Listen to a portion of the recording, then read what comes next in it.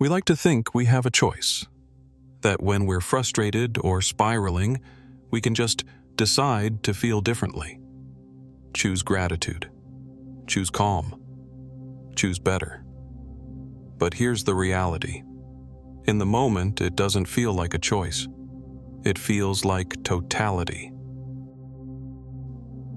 Imagine your mind as a vast library. Each mood is a book. Frustration, joy, anxiety, peace, curiosity, shame, stillness.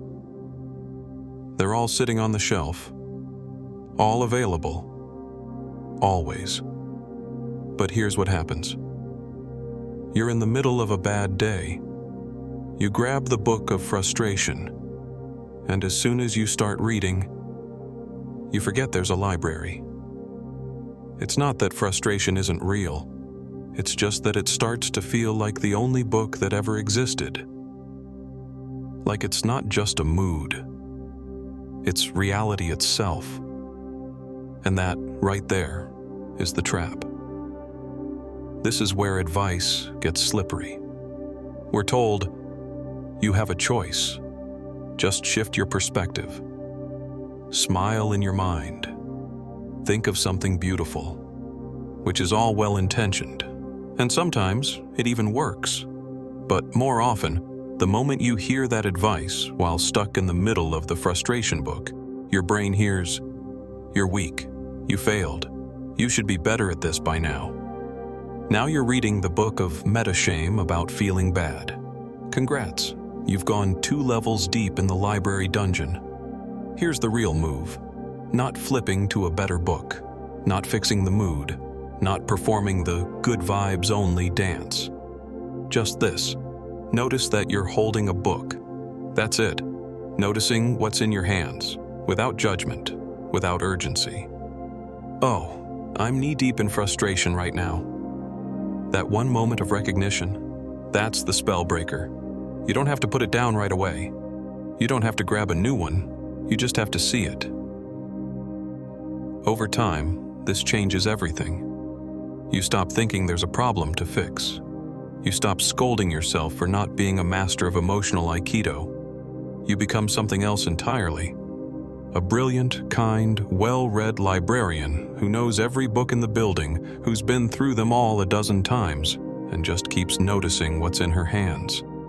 She doesn't need to panic when the book of sadness shows up. She doesn't need to pretend she's thrilled to read it, but she doesn't mistake it for her identity. And she doesn't forget that there are other books on the shelf. For many of us, the first real breakthrough is realizing we're even holding a book at all. And that's no small thing. In fact, that's often the whole beginning of mindfulness. We go from being frustration to noticing frustration, from living inside the storm to seeing the storm as weather. For a long time, that noticing requires a name. We label it anger, boredom, longing, shame. It's like reading the spine of the book we've unconsciously pulled from the shelf. That's a powerful move. Don't skip it. But eventually, you'll start to see something else.